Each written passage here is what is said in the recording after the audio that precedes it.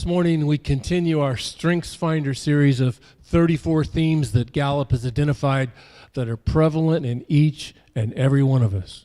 If you haven't taken the Strengths Finder assessment, I strongly encourage you to do so, as it will enlighten you to gifts that God has given you. It really highlights who you are. God made you special. He made you unique. And this assessment has a way of explaining that better than anything I've ever seen. I'm sold. Can you tell? This morning we want to talk about my number 7, arranger. People who are especially talented in the arranger theme can organize, but they also have a flexibility that complements this ability.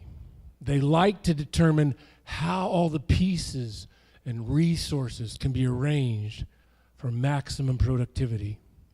Arrangers get stuff done, but they get stuff done by orchestrating and coordinating and facilitating, by some degree, the work of others. They get stuff done, in other words, through other people. They like all the variables and all the different pieces and parts. The pieces of the productive puzzle, this productivity puzzle, these pieces can be people, they can be process, they can be different kinds of ways of doing things, different kinds of pieces. They're trying to put that puzzle together. And they often are juggling multiple realities in fluid, real-time planning. They're planning and organizing on the fly, in the moment, doing two things at once simultaneously. Interested in the right fit for the right role. And for that, Jethro was chosen as a ranger. Oh, I'm sorry, wrong Jethro, my bad. I appreciate the fact that over half of you knew who that picture was, and the other half had no idea. We're not getting old. No. Jethro was the priest of Midian. And Jethro had 7 daughters. I have 2. Jethro had 7 daughters. And we're going to break into the story as Jethro is reuniting one of his daughters, Zipporah, and her 2 sons with her husband, his grandchildren's father, his son-in-law. Now, word has spread to Jethro in Midian that, hey, his son-in-law has done quite well. I mean, very well. Because the word all over social media was that his son had rescued 2 million people from captivity without lifting a sword or firing a shot. You may have heard of this famous son-in-law of Jethro, Moses. Yes, Moses. See, Zipporah and sons have been with Jethro for a while now. They weren't in Egypt when Moses was confronting Pharaoh. They were with Jethro because of a little dispute over the circumcision of one of the sons. We're not going to go there. But the visuals you get. And it's surprising to me that Moses has taken so long to be reunited with his family.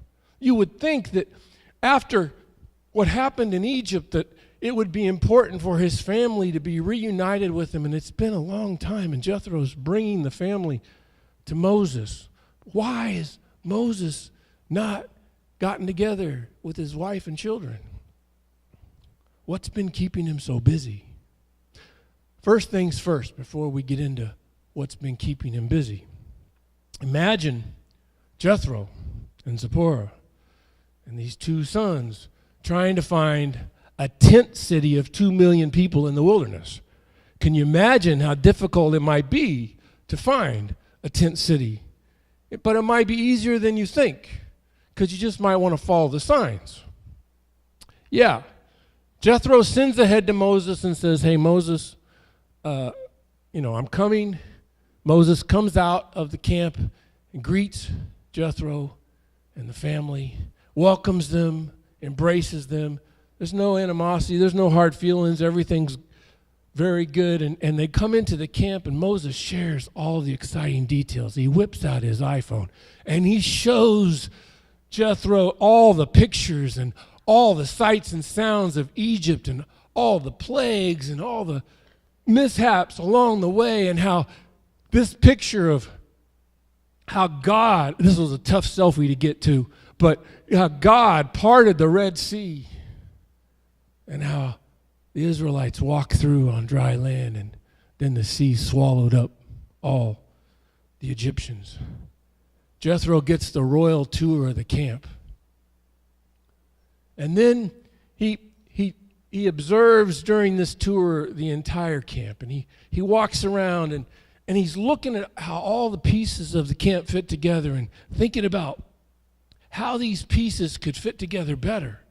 And one thing sticks out to Jethro. It says, the next day Moses took his seat to serve as judge for the people, and the people stood around him from morning till evening.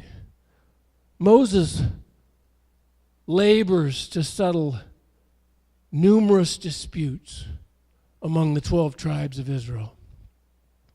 The people all day long come with their complaints and their disputes and their negotiations and their judgments and their counsel. And Moses is trying to do everything by himself. He's trying to handle the personal needs of the people and the family needs of the people and the social needs of the people all by himself. Can you imagine the kinds of things most likely Moses had to deal with? The kinds of things that people were bringing to him? He stole my sheep. Or, can you please do something about this guy? He's snoring all night long and waking up half the camp. That wouldn't happen to your house, I know, but maybe at that guy's house.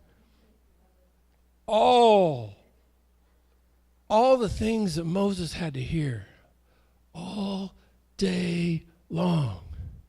Now, I don't know about you, but that'd get old real fast. And it would add a lot of stress to the situation. Something has to change. Moses needs some help.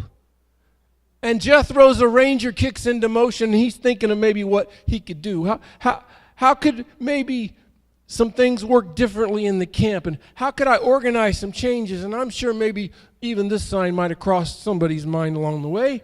It probably would have crossed mine on one of those days but anyway. Jethro intuitively senses how different people can work together and efficiently and effectively make things happen.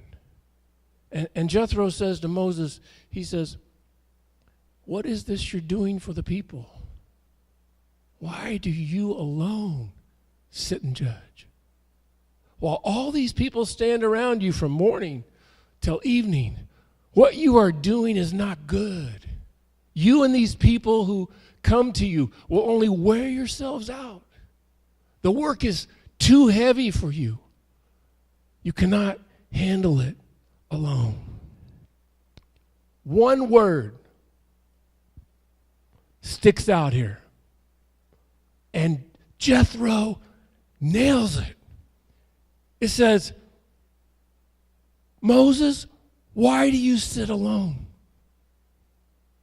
You're not able to perform all this all by yourself. Moses, you need a team of people to do this.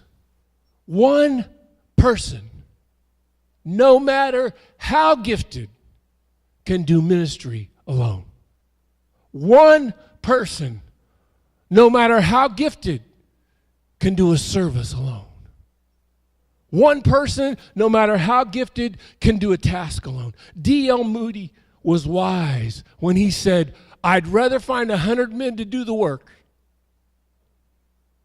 than to do the work of 100 men. Moses is doing the work of 100 men.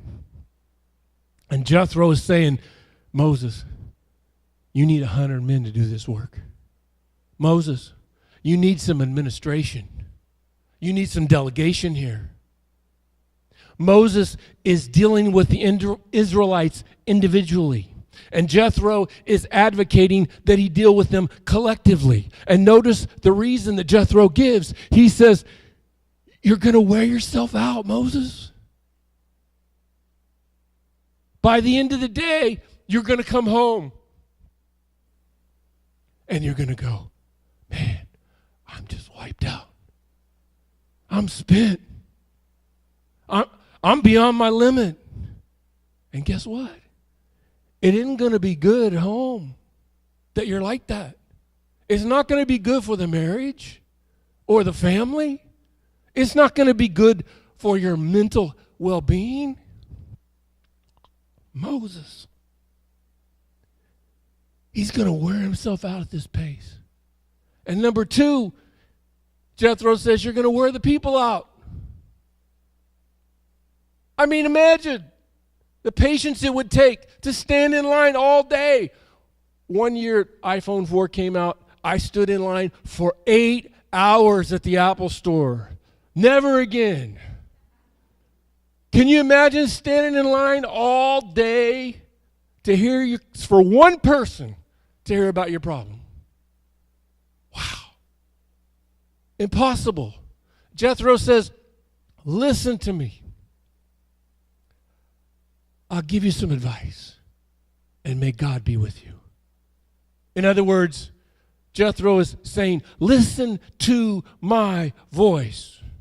Listen to the voice of your father-in-law, as if God is speaking. And he says, you must be the representative before God and bring their disputes to him. Teach them his decrees and instructions and show them the way they are to live and how they are to behave.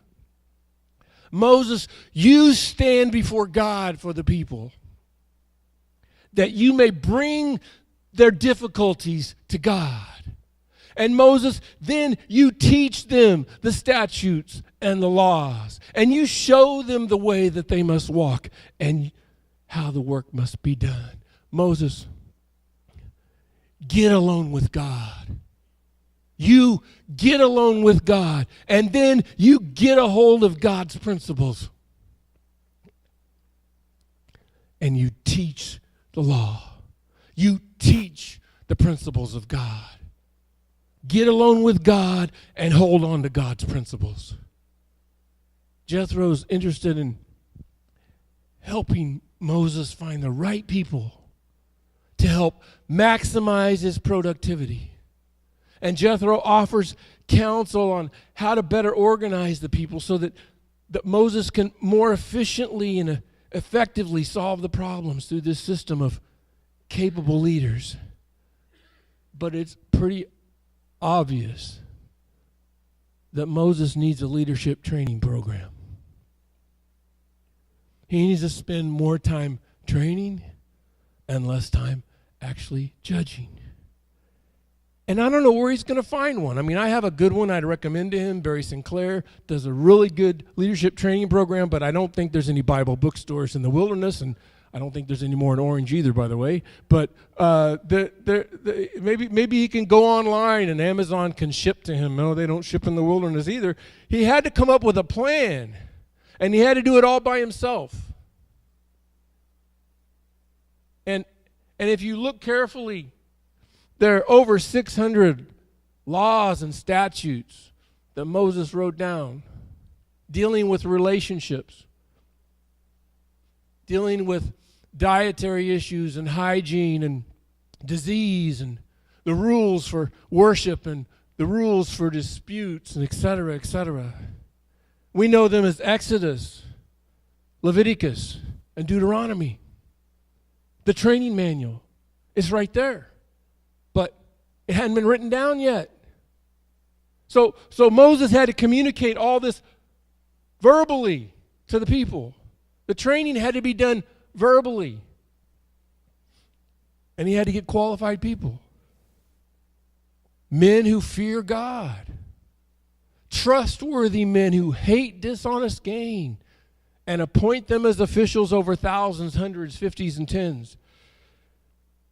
Have them serve as judges for the people at all times, but have them bring every difficult case to you, Moses.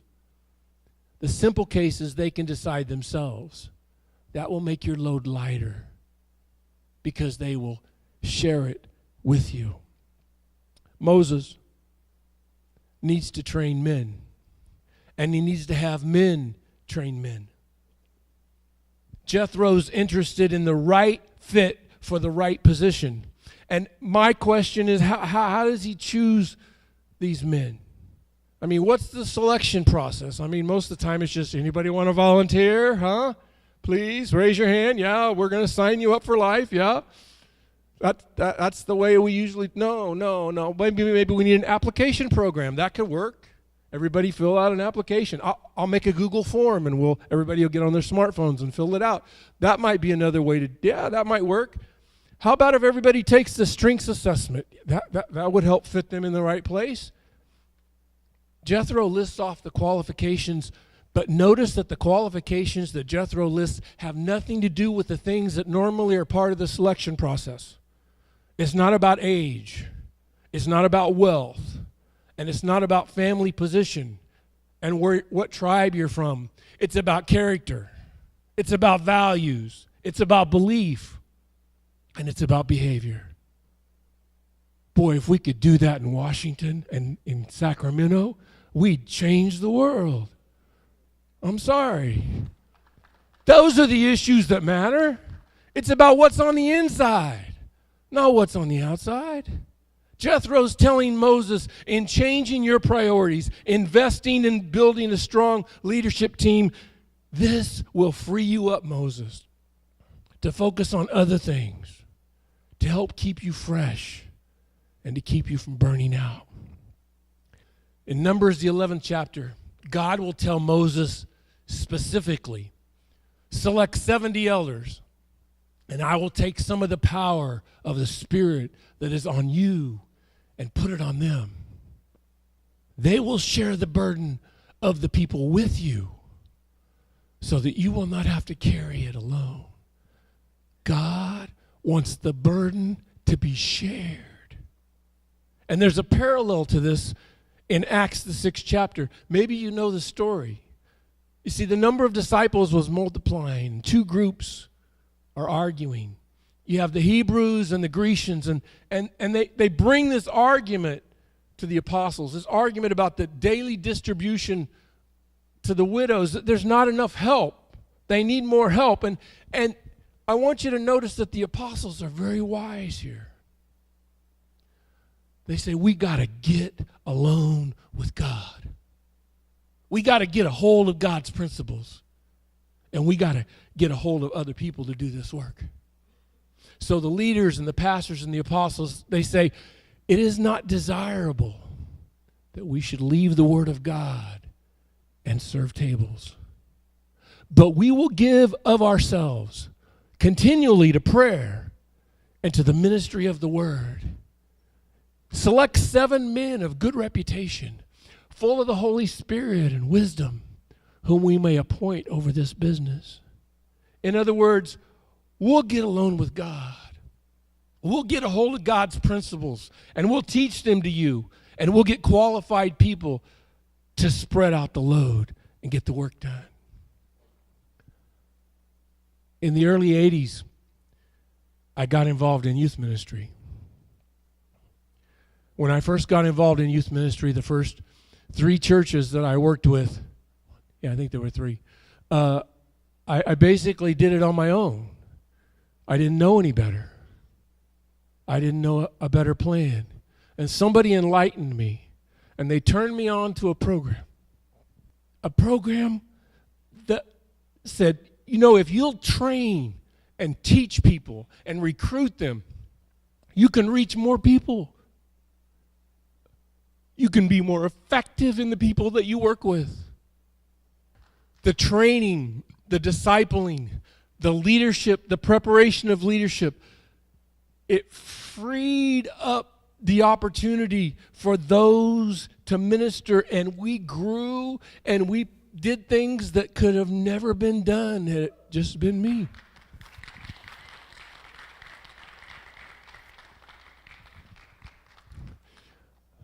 I worked in youth ministry for 33 years. Moses chose capable men from all Israel, made them leaders of people, officials over thousands, hundreds, 50s, and 10s. They served as judges for the people at all times. The difficult cases they brought to Moses, but the simple ones, they decided themselves. As time goes on, the ministry should become easier, not harder. But you need people to help. And for that to happen, that's the only way, is if people help. Now, after completing the task, because Jethro saw the task through, he arranged things for Moses and helped get this program going. And then Jethro goes home. Jesus is the ultimate arranger, because not only did he arrange the universe, but he also arranged his schedule to set an example for you and me. Moses was a hard worker, and there's nothing wrong with that. Jesus worked hard also. But we see that Jesus got up early in the morning, and he ministered throughout the day. And he was often very tired. Many times he went without food and water, even so much that his family thought he was crazy. I mean, he didn't have a wife and kids. He just had himself. But at the same time, Jesus had this beautiful balance in his life. The late Howard Hendricks, who's professor at Dallas Theological, I heard him relay this story one time. He had a student in his office, and he explained, he was making an observation, told the student, you're burning the candle at both ends. And the student said, well, I'd rather burn out than rust out. And Dr. Hendricks said, I didn't know those were the only two options. He said, how about living out? And then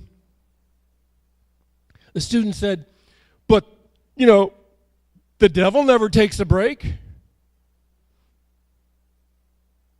And Dr. Hendricks said, I didn't know the devil was your model. Jesus regularly took time to come apart, because if you don't come apart, you'll come apart. Jesus took time away from his busy schedule and went off to an isolated place to spend time with his Father. And while he ministered to the masses, he frequently withdrew for times of privacy. His public ministry was interspersed with times of private fellowship with God. Matthew tells us that Jesus departed from there by boat to a deserted place by himself. Luke says, when the apostles returned, they told Jesus all that they had done. And he took them and he went aside privately to a deserted place. John tells us Jesus departed again to the mountain by himself, alone. If it was important to Jesus, don't you think it might be important for us? The disciples picked up on this pattern of time alone with God, the power of God. Time alone with God, the power of God. They picked up on this and they said, Lord, teach us to pray. Teach us to pray.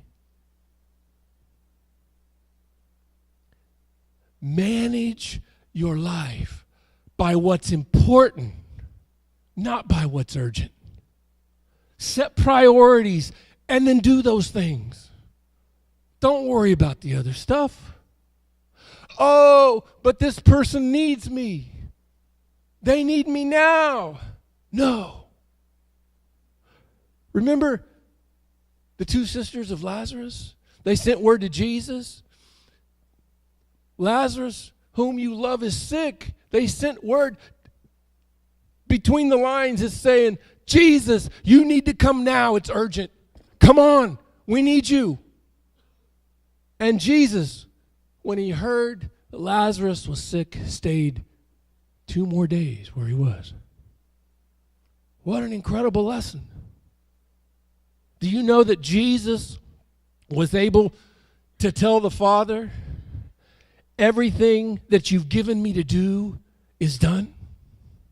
How could he say that? He only worked for 3.5 years. How could he do that? Yes, he cured people, but there's still a lot of people uncured. There's a lot of blind eyes that are still blind. And there's a lot of deaf ears that are still deaf. And there's a lot of dead hearts that are still dead. How could he say, I finished the work which you gave me to do?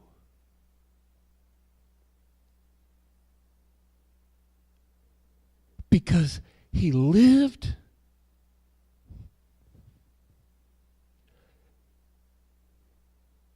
Jesus lived on a schedule of God's priorities for his life. It was God's priorities.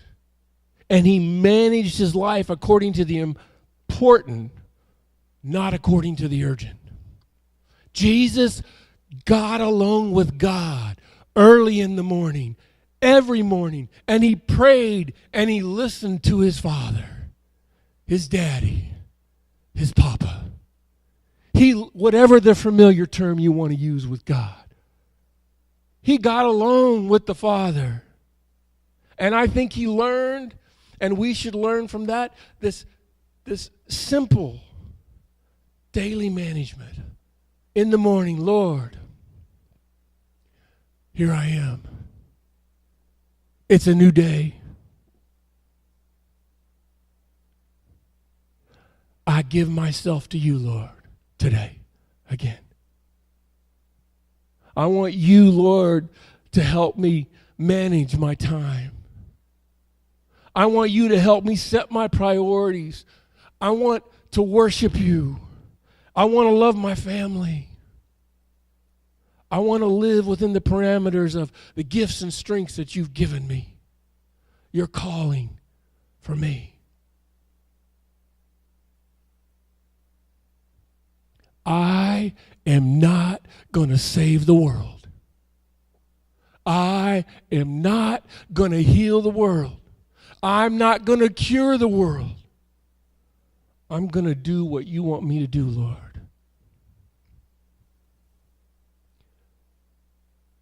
And then I'm going to go home.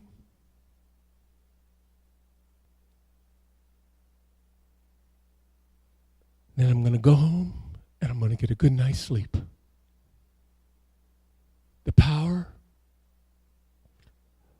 of the whole is much stronger than what we can do on our own. We're stewards of our time, the time that God's given us, and the gifts that God's given us, and the strengths that he's given us, and the opportunities. We're stewards of all that God has given us. In other words, we have to take the leadership role in those areas. We have to take control in our lives, which involves managing those things of which God has made us stewards. Those things I have control over. Maybe this morning you need to find a Jethro, like Moses. Maybe you're not even aware of the difficulties and the chaos in your life. God gave Moses Jethro to point out the problems. And maybe you need a Christian friend who points out the disorder in your life, that lovingly encourages you to get it in control. If you don't have a friend like that, find one. Prayerfully determine those things which should be under your control but are not. And ask God to enable you to do so. Establish for your life. Form a plan. Establish goals for your life and form a plan on how, by God's grace, you're going to meet those goals. And God may very well show up and change the plan completely, but it's better to have a plan that can be changed than to not have a plan at all. And establish a plan for both your private world and your public ministry. And determine not to neglect either one. We desperately need to get in control of our private and personal lives.